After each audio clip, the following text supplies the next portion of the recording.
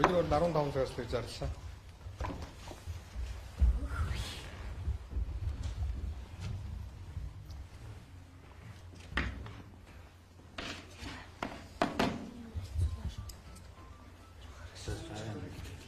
Зайлшгүй. Танаа уурцуунаа. Асуу. Мас гэж нэсний зэрэг.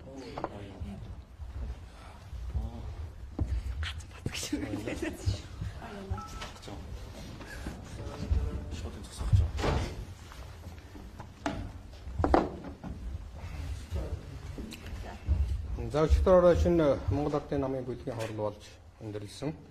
Бүлгийн хурал дээр үндсэндээ 3 асуудлын чиглэлээр нэлээд ярилцсан. Нэгдүгээрт нь бол бүлгийн даргаыг авчруулах тухай асуудлыг намын дарга санал болгосон.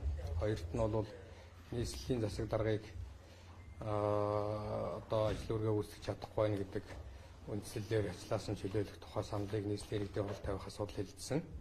За гуравт нь бол намын дарга өөрөө их хурлын даргаыг ажиллаа өгөө гэдэг ийм шаардлага тавьсан энэ асуудал дээр тооч нэлээд ярилцсан. За шийдвэр бол мэдээж хоёр асуудал дээр нь гарсан. Их хурлын даргын асуудал бол тусдаа асуудал. Энэ бол бүлэг шийддэг асуудал, хөдөлгөөн зөв шийддэг асуудал биш. Энэ бол одоо өөрөө үндсэн хуулийн заасан одоо огцрох 3 үндсэлтэй ийм албан тушаал. За нөгөө хоёрын бол одоо бүлгийн даргаыг огцруулнаа гэдэг шийдвэр гаргасан. Батуул даргаыг ажиллаа өгөх чиглэлийн одоо нийслэлийн иргэдийн хурал өгнө гэдэг энэ чиглэлийг гаргасан. За зүгээр миний хувьд бол би 3 зарчмын 3 шаардлага тавьсан.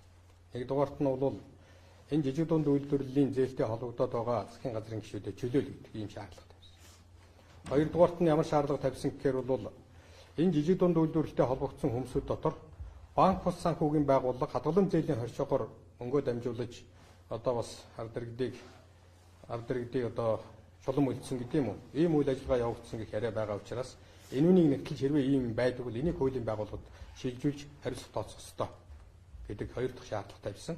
За гуравдугаарт нь бол ямар шаардлага тавьсан гэхээр би намын улс төрийн албан тушаалтнууд. Өөрөөр хэлэх юм бол улс төрийн албан тушаалтнууд гэдэг дотор бол манай удирдах зөвлөлийн гишүүд за намын ерөнхий нарийн бичгийн дарга гээд энэ жидүүтэй холбогдсон эдгээр хүмүүсүүдэд улс төрийн хариуцлага тооцож удирдах зөвлөл намын ерөнхий нарийн бичгийн дарга гэхэд энэ албан тушаалуудаас нь чөлөөлөх ёстой гэдэг ийм зарчмын шаардлагыг бол би тавьж өглөө одоо Монгол Ардын намын дарга ерөнхий сайд төрөлсөх за улсын их хурлын дарга инкод нарт шаардах хуудас өргүүлж хөвлийн баг хурал хийснийг та бүхэн санаж байгаа. За ингээд огцруулах хүнслийг ярихдаа бол надад хоёр зүйлийг хэлсэн. Нэгдүгээрт нь бол намын даргаыг шүүмжилсэн гэдэг одоо ийм шүүмжил ярьсан. Намын даргыг одоо их хурал дээр шүүмжилж байна. Ер нь намын даргаыг байнга шүүмжилдэг. Тийм учраас намын даргаыг шүүмжилж одоо болохгүй. Намын даргатай тэрэлтэй байна гэдэг ийм зүйлийг ярьсан. За бүр одоо намын хяналтын хорооноос бол одоо энэ хэлж байгаа үг нь бол намын даргаыг шүүмжилж байгаа үг нь одоо үнэхээр одоо энэ олон түмний дотор энэ их хурал дээр болохгүй. Намын даргын нэр үндэд талдаж яах гэх маягийн ярьж цаашдаа одоо энэ намын хяналтын хороо бараг миний хэлэх үгийг хянах шахуу ухааны юм бараг одоо хэтрүүлж хэлвэл тийм юм ярьсан. Тэгээ би бол энэ асуудалд нь тайлбараа өгсөн. Намын даргын болохгүй үйлдэлийг би шүүмжилнэ. Хэд өнөөдөр нэг хүний дарангуйл дотор энэ нам орчмооргүй байна. Намын дарга болж өгөхгүй зүйл ярьж болчмгүй үйлдэл гаргаж байгаа учраас хэлэх ёстой газар нь энийг хэлж алдаа оноогийн засах ёстой гэдэг энэ зарчмын байр суурийг хэлсэн. За хяналтын хорооны даргаас бол би цаашдаа үг хэлэхдээ намын хяналтын хорооноос зөвшөөрөл авах ёстой юу гэдэг асуудлыг би бас асуусан. Ер нь та бүхэн бол одоо нам төртэй болох энэ зам руугаа явж байна. Нэг хүнийг дахин шүтэх чиглэл рүүгээ явж байна. Хэтэрхий дарангуйл тогтоох гэж оролдож байна гэдэг энэ зүйлийг нь бол одоо би шүүмжиж хэлсэн. За хоёр дахьт нь бол надад юу гэж хэлж ийм гэхээр бол жижиг дунд үйлдвэрлэлийг чи хамгаалахгүй байх гэдэг үндэслэл ярьж байна. Жидүүг хамгаалахгүй чи жидүүд гişүүд холбогдсон явбал чамд хамааралтай гэж. За ийм хоёр үндэслэлээр бол намайг одоо бүлгийн даргын ажлаас чөлөөлё гэдэг шийдвэрийг гаргасан. За энэ бол ашиг сонирхлын зөрчилтэй одоо тийм шийдвэр гарсан гэж үзэж байгаа юм. Яагаад гэвэл энэ жидүүтэй холбоотой хүмүүсүүд нь өөрсдөө удирдах зөвлөлийн гишүүдгээ сууж байгаа учраас энүүнийг одоо бүлгийн даргаас нь чөлөөлөөд ирэх бол энэ хүний ам хамрыг хамхиж болох байхаа гэсэн одоо ийм бодол байх шиг байгаа юм. Би өнөөдөртөө Монгол улсын их хурлын гишүүн байгаагийн хувьд бол надад бүлгийн даргын албан тушаал байна уу? Албан тушаалгүй байна уу гэдэг нь сонирн биш. Их хурлын гишүүнийхээ хувьд, Монгол улсын иргэнийхээ хувьд би энэ үгийг энэ хууль бус бусармаг юмны талаар бол олон түмэнд чөлөөтэй хэлэх хэрэгтэй гэж би ингэж ойлгож байгаа. Энэ ямыг бол хэд цааш нь таслан зогсоох. Цаашдаа энэ юм бол одоо зохион байгуулалтаа хийж үгүй гэдэг юмыг хүртэл одоо бид нар бас авч үзэх юм шаардлагатай гэсэн ийм зүйлийг бол би хэлмээр байна. За өнөөдөр бол Монгол улсад хэтэрхий хүчирхийл даргангуйллын системээр явах энэ систем рүү орж байна. Жирийн Монгол Ардын намын гишүүд энэнийг ойлгох хэрэгтэй. Ер нь хөрс гэдэг энэ намын даргаыг бид нар шүүмжилж болохооргүй болсон. Элдв долооноор одоо утас ширмсээр дарамталдаг. Янз бүрийн үг хэлдэг. Тэгээд чи намын дарга шүүмжлэхгүй. Намын даргын нэр хүнд өндөр байгаа. Их хурлын одоо нэр хүнд их муу байна. Болохгүй бол одоо баг их хурл дараах ухааны юм яриад одоо ийм хөл зөрчсөн юм яриад ийм үйлдэл гаргаад байгаа нь бол өөрөө үндсэн хуулийн тарс зүйлээ л гэдгийг би хэлж байгаа. Ер нь Монгол бол бас хаашаа явж байна вэ гэдгийг бид нар бас нэг жоохон бодох хэрэгтэй. Бүх юмыг хүчирхийлэл дарангуйллын аргаар шийдэх энэ зам руу явах юм бол бид нар болохгүй. Бид нар ийм замыг сонгох гэж 27-30 жил бид нар ингэж энэ улс төрийн халуун тогоон дотор сайн муугаараа дуудалцаж яваагүй. Өнөөдөр Монгол улс бол ямар ч байсан ардчилсан засаглалтай, парламентын засаглалтай улс. Энэ парламент гэдэг юм бол бүхнийг шийдэх ёстой учраас өнөөдөр би энэ зүйлийг хэлж ярьж байгаамаа. Таны албачлалаар засгийн газрыг огцруулах тохиолдлыг үлдээд тэр үчигээр 20 орчим гишүүн гарын сүд зурцсан байна гэсэн мэдээлэл байна л юм уу? Энэ үгийг өчигдөр би удирдсан үеийн хурал дээр хэлсэн. Өнөөдрийг хүртэл миний болоод өөр хүний плакан дээр ямар нэгэн байдлаар засгийн газрыг огцруулах тухай асуудлаар бол гар хөдийн өсөж зураагүй. Надад тийм санд ирээгүй гэдэг үгээ би хэлсэн. Харин өчигдөр би удирдсан үеийн хурал дээр юу гэж хэлсэн бэ гэхээр хэрвээ та нар миний тавьсан шаардлагыг хэрэгжүүлэхгүй болбол битгий бусад хүн рүү харлаа. Би өөрийнхөө плакан дээр одоо энэ засгийн газрыг хууль бус үйлдэл хийж байгаа энэ засгийн газрыг огцруулах үндслүүдийг ишээд гишүүдээр гарын үсгээ цуглуулад 19 хүний өргөөд 5 хүнийг өргөн барина гэдэг энэ саналаа бол би өөрөө удирдсан үеийн хурал дээр хэлсэн байгаа. Барих юм уу? Би өнөөдөр одоо нэгэнт энэ хууль бус үйлдэл хийж хууль бус үйлдэлийн хэлсний төлөө хүнтэй хариуцлах тооцоод хариуцлах тооцох хүмүүсээсээ хазайсан. Одоо байгаа болоогүй шийдвэр гаргаж гад нь бол би одоо үнэхээр ойлгохгүй байгаа. Тийм учраас энэ хүн бол алдаагаа засах, өөрийнхөө одоо гаргаж байгаа авир төрх энэ том намыг авч явах, засгийн газрыг толгойж явах чадвар би энэ хүнд байхгүй гэж харж байгаа. Тийм учраас би өнөөдрөөс эхлээд энэ хүнийг огцруулах асуудлаар өөрийнхөө балагхан дээр гарын үсэг цуглуулж улсын хурлд өргөн барина гэсэн.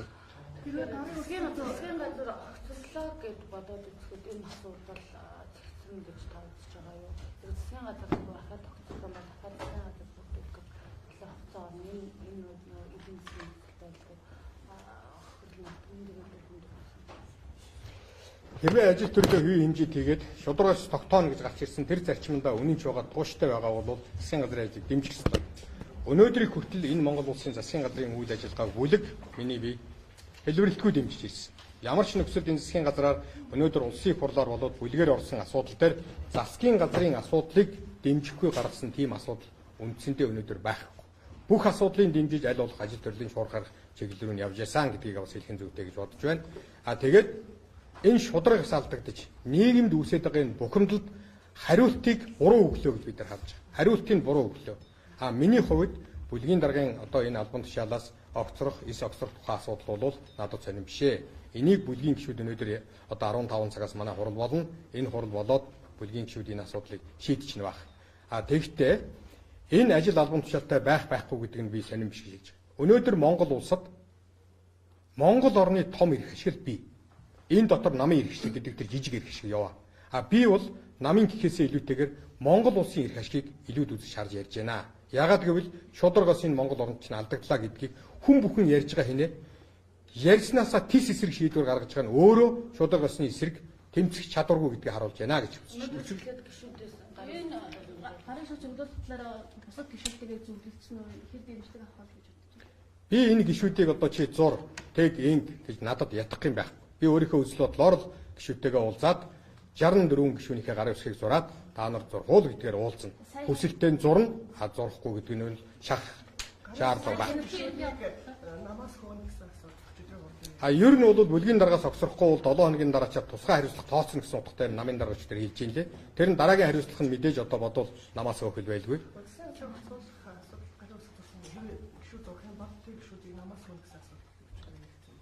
Гэхдээ тийм асуудал бол яригдаагүй. Зүгээр ер нь сайн хяналтын орны дараагаас мэдээлэл авлаа. Намын нэр хүндэд муугар нөлөөлсөн гэж. үндэслэл нь ярьж байгаа байна. Та яг яаж муу ганд төлөвсөн гэж бодож байна? Гэхдээ харин би хэллээ шүү дээ. Намын даргын болчимгүй үйлдэлүүдийг шүүмжилсэн нь намын нэр хүндэд халдсан болжээ. Тийм учраас одоо өнөөдрөөс эхлээд манай намын гишүүд, дэмжигчид Монгол Ардын намын дарга хөрөлсөх гэдэг хүнийг бурхан шиг тахих ёстой. Шүүмжилж болохгүй, алдаа оноог нь хийж болохгүй. Яагаад гэвэл энэ хөрөлсөх гэдэг хүний хэлсэн ярьсан бүхэн зөв. Хэлсэн ярьж байгаа бүхэн нь одоо өнөөдөр үнэхээр одоо бидний их нийцэж гин гэж үзээд ингээд таг дугаа амаа амхад явдаг. Хуучин цагийн тогтолцооруугаа эргэн орох энэ арга замыг нээж яана гэж үзэж байна. Өчигдөр жижигдүүн үйлдвэрлэлийг хөгжүүлэх сангаас зээл авсан гишүүдэд хариуцлага тооцохын асуудлыг огт яриаг өгж болохгүй. Таал нэг санал гаргасан юм шүү дээ. Энэ асуудлаар бол юм яриаг. Нямдорж сайд энэ төр одоо зарим нэг хүмүүсүүд бол амар уйсгалан ажиллаагүй гэдэг асуудлыг ярьсан. Амар уйсгалан бол би төрийн бус байгууллага би бол улс төрийн ажиллагаа үүрэхгүй гэдэг өнгөтэй тайлбар өгч байлээ. Энэ чинь бол өөрөө улс төрийн ажилтан хүн. Улс төрийн том намын ерөнхий нарийн бичгийн дарга. Тийм учраас бол энэ хариуцлагыг үүрэх ёстой. За ингээд өчигдөр эндээс гарсны дараачаар хэвлэл мэдээлэлээр та бүхэн харж байгаа бол өнөөдрөөс эхлээд миний ярьсан юм бүхний доотлолт бүүсттэй зохион байгуулалттай намайг гутаанд оромжуулах юмнууд маш ихээр явагдаж байгаа. Би энэ бүхнийг хараад сууж байгаа. Бодвол энэ жижиг дунд үйлдвэрлэлээс авсан их мөнгөтэй улсууд бүүсттэй хийгээд одоо хүнийг оромжуулах юмроо явж явах шиг байна. Жижиг дунд үйлдвэрлэлээс намайг зээл авсан мэтээр зарим нэгэн хүмүүстэй холбож ярьж битсэн байлээ.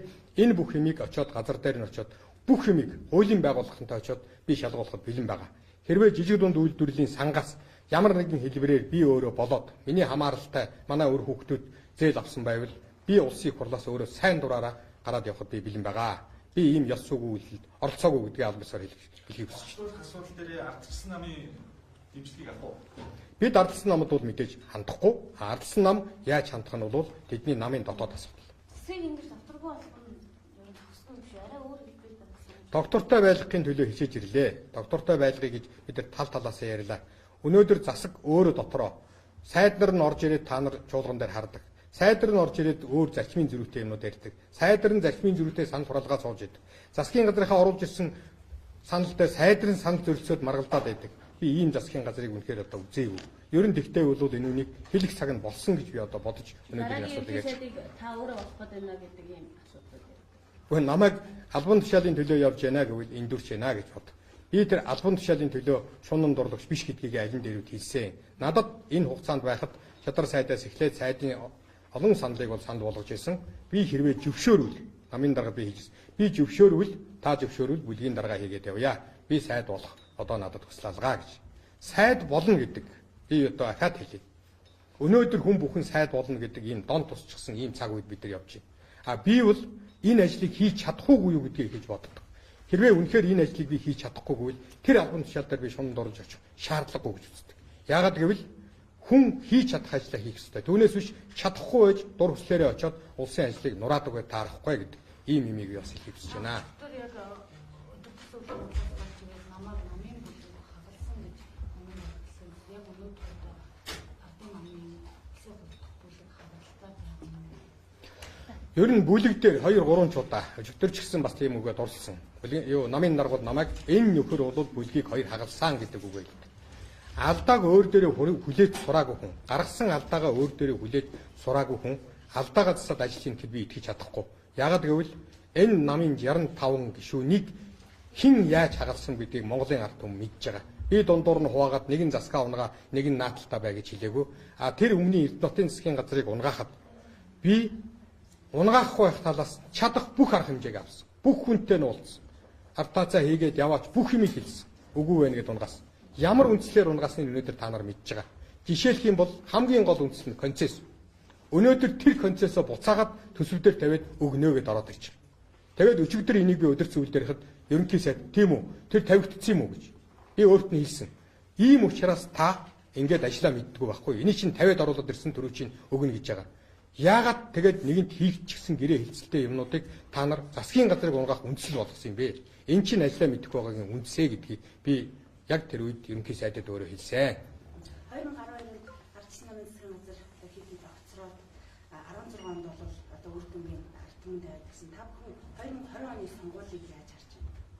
Надад улсын эрх ашиг чухал болохоос биш одоо өнөөдөртөө сонгуул бол чухал биш байна гэж би хэллээ шүү дээ. Ер нь энэ Монгол улс чинь бол энэ төр засгийн хүнсүү чинь болохгүй байна гэдгийг хэлж байгаа. Болохгүй байна. Яагаад заавал бүх юмыг хүчирхийлэл рүү? Яагаад бүх юмыг үндсэн хуулийн бус юм руу түлхээд байна гэдэг нь надад их сонирхол татж байгаа учраас энэ асуудлыг бол хөндөж ярих шаардлага гарсан.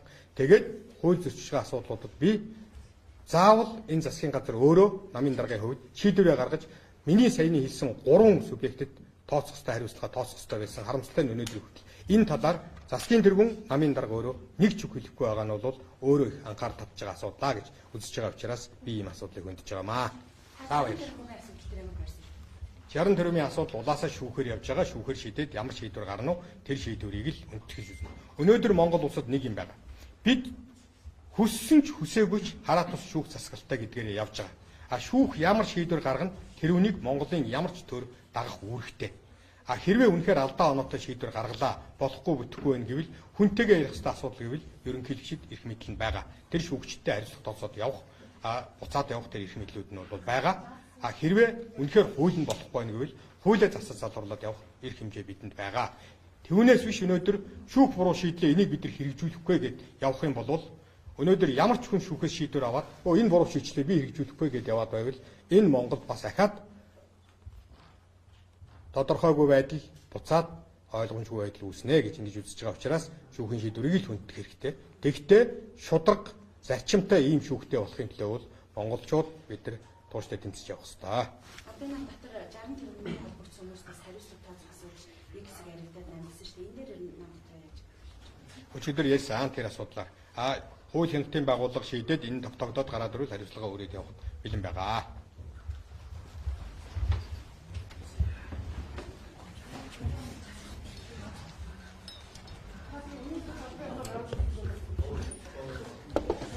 저희가 어린 나무 버리기 아래서